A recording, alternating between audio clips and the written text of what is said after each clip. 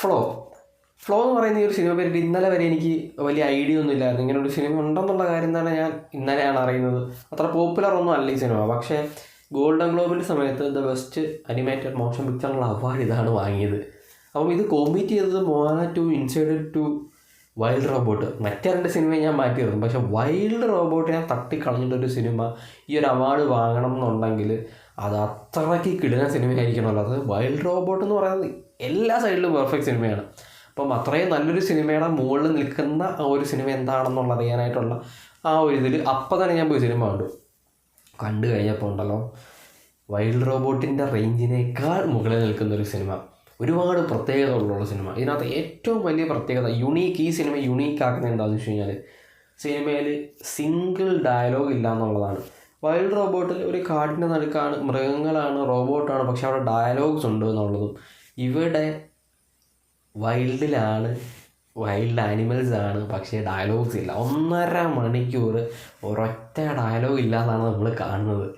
അതാണ് ഈവൻ രണ്ട് മൃഗങ്ങൾ തമ്മിൽ കമ്മ്യൂണിക്കേറ്റ് ചെയ്യുന്നത് വരെ നമ്മളത് അവരുടെ ഇമോഷൻസിലൂടെ നമ്മളത് മനസ്സിലാക്കണം എന്നുള്ളതാണ്.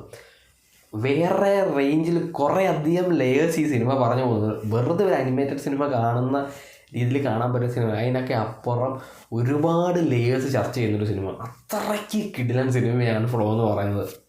അപ്പം ഒരു കറുത്ത പൂച്ചയാണ് സിനിമയിലെ നായകൻ എന്ന് പറയുന്നത്. ഒരു കാടിൻ്റെ നടുക്ക്, അതൊരു അബാൻഡൻഡ് പ്ലേസിലാണ് ഈ പൂച്ച താമസിക്കുന്നത്. അവിടെയാണ് സിനിമ തുടങ്ങുന്നത്. അപ്പോൾ ഈ ഒരു പൂച്ചയെ ഫോക്കസ് ചെയ്ത് സിനിമ പോകുന്നു. പെട്ടെന്ന് ഒരു സമയം, അതായത് പൂച്ച കുറേ മൃഗങ്ങളെയൊക്കെ കാണുന്നുണ്ട്, കുറേ ഗ്രൂപ്പ് ഓഫ് പട്ടികളെയൊക്കെ കാണുന്നുണ്ട്. പട്ടികളുമായിട്ടൊക്കെ കുറച്ച് ഇൻട്രാക്ഷൻ, ഫൈറ്റൊക്കെ വരുന്നുണ്ട്. അതായത് പട്ടിയും പൂച്ചയും ദേഹത്തോടുള്ള അങ്ങനെ ഇരിക്കുന്ന സമയത്ത് പെട്ടെന്നൊരു മൊമെൻറ്റിൽ അവിടെ സുനാമി വന്നിട്ട് വെള്ളം കയറുകയാണ്. വെള്ളം കയറി വരുന്നതും ഇതിലൊരു പട്ടി പൂച്ചയുടെ കൂടെ ആവുന്നതും ഈ പൂച്ചയുടെ കൂടെ വരുന്നു. പിന്നെ ഈ ഒരു പട്ടി കുറച്ച് നേരം പൂച്ചയുടെ കൂടെ, പക്ഷേ പൂച്ച മൈൻഡ് ചെയ്യുന്നില്ല. അങ്ങനെ ഈ പൂച്ച താമസിക്കുന്ന സ്ഥലത്തും ഈ വെള്ളം കയറി വരുന്നു. പൂച്ച കുറച്ച് മുകളിലോട്ട് കയറി പോകുന്നു, പക്ഷേ വെള്ളം കൂടി വരുന്നു. അപ്പോൾ ഒരു ആളില്ലാത്തൊരു വഞ്ചി വരുന്നു. ഈ വഞ്ചിക്കകത്ത് ഈ പൂച്ച കയറുമ്പം അവിടെ വെച്ച് പൂച്ച ഒരു മൃഗത്തെ കാണും. അതിൻ്റെ പേരൊക്കെ അന്വേഷിച്ച് പോയി കഴിഞ്ഞാൽ നമ്മുടെ നാട്ടിലും കാണുന്ന സാധനമല്ലത്. അപ്പം അതിനെ കാണുന്നു. അപ്പം ഈ ഒരു വഞ്ചിയിൽ കയറുന്നു, ഈ പൂച്ച വഞ്ചിയിൽ കയറുന്നു. അങ്ങനെ ഇവർ രണ്ടുപേരും നമ്മൾ ചെറിയൊരു ഇൻട്രാക്ഷനൊക്കെ ഉണ്ടാകുന്ന സർവൈവ് ചെയ്യുക എന്നുള്ളതാണല്ലോ ഇതിനകത്ത് ബേസിക് ഇൻസ്റ്റിങ്ക്റ്റ് എന്ന് പറഞ്ഞാൽ. സർവൈവ് ചെയ്യണം, വെള്ളമാണ്, ഒന്നും ചെയ്യാൻ പറ്റില്ല. അങ്ങനെ ഇത് രണ്ടും കൂടെ ഇങ്ങനെ കുറേ നേരം ട്രാവൽ ചെയ്ത് പോകുന്നു. അപ്പം മറ്റേ പട്ടികൾ വേറൊരു വഞ്ചിക്കകത്ത് പോകുന്നു. അങ്ങനെ പോകുന്നു. അതിനിടയ്ക്ക് വേറൊരു ജീവിയും കൂടി ഇവരുടെ ബോട്ടിൽ വരുന്നു. അത് കഴിഞ്ഞിട്ടൊരു പക്ഷിയെ കാണുന്നു ഇവർ. അങ്ങനെ കുറേ സാധനങ്ങളും അതിനിടയ്ക്ക് ഇവർ തമ്മിലുള്ള ഒരു മ്യൂച്വൽ ബോണ്ടിങ് ഉണ്ട്. അതായത് പല കാറ്റഗറിയിലുള്ള മൃഗങ്ങളാണ്, പല സ്വഭാവമുള്ള മൃഗങ്ങളാണ്. അപ്പോൾ ഇവരെ എല്ലാം കൂടെ ഒരു ബോട്ടിൽ കൊണ്ടുപോകുമ്പം സ്വാഭാവികമായിട്ടും ഇപ്പം സർവൈവ് ചെയ്യുക എന്ന് പറയുന്നത് ഭയങ്കര ബുദ്ധിമുട്ടുള്ള കാര്യമാണ്. അപ്പോൾ ഇവർ തമ്മിലൊരു ബോണ്ടാകുന്നതും അങ്ങനെ പോകുന്നു.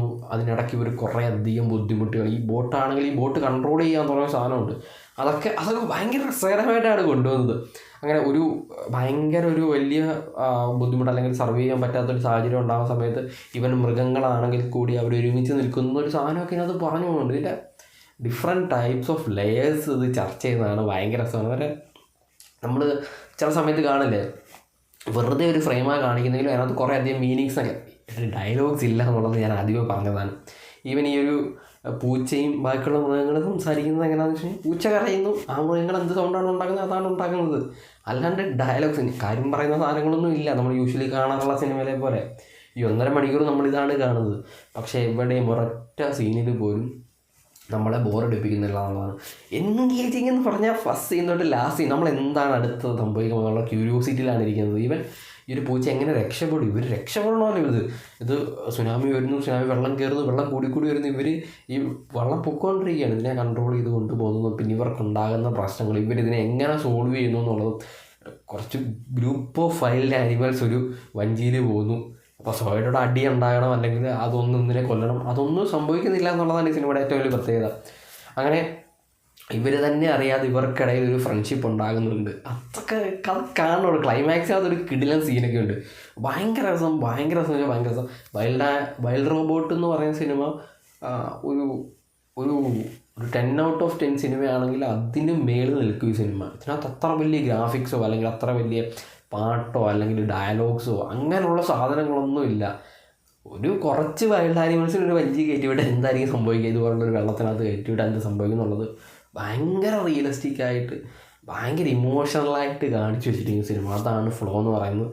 ഈ സിനിമ ഒരു ഗോൾഡൻ ഗ്ലോബിന് ഡിസേർവ്ഡ് ആയിരുന്നു എന്ന് അത് കണ്ടു കഴിഞ്ഞപ്പോൾ എനിക്ക് തോന്നിയത്. അത് വൈൽഡ് റോബോട്ടിനോട് കോമ്പീറ്റ് ചെയ്ത് ചോദിച്ചപ്പോൾ ഞാൻ എന്താണ് ഈ സിനിമയ്ക്കകത്ത് കാണണമല്ലോ, അങ്ങനെ പോയി കണ്ടതാണ്. ഒരു രക്ഷയില്ല സിനിമ. എന്തായാലും നിങ്ങൾ എക്സ്പീരിയൻസ് ചെയ്യാനുള്ളതുണ്ട് ഈ ഒരു സിനിമയിൽ. അത്രയ്ക്ക് കിഡിലൻ എക്സ്പീരിയൻസ് ആണ് ഫ്ലോ എന്ന് പറയുന്ന സിനിമ. അതായത് നമ്മളിത് കണ്ടു കഴിയുമ്പോൾ നമുക്ക് വേറൊരു ഇമോഷനാണ് ഉണ്ടാകുന്നത്. അത്രയ്ക്ക് ബ്യൂട്ടിഫുള്ളായിട്ട് ക്രാഫ്റ്റ് ചെയ്ത് വെച്ചിരിക്കുന്ന സിനിമയാണ് ഫ്ലോ.